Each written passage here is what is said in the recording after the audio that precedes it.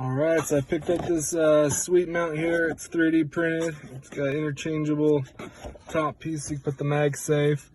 It installs right in here, but the trick is to pop this piece in behind the radio so it snaps into place.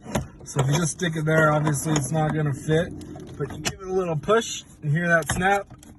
There you go. It ain't going nowhere now. It is locked into place. You can see there's the radio lip right here, and the 3D print is behind it.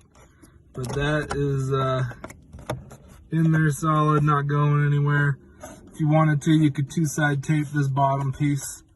But overall, that's in there and not popping out. It's locked into place there. So there it is, nice and easy. I'll take that out and get a little better view. But right behind the radio, right there.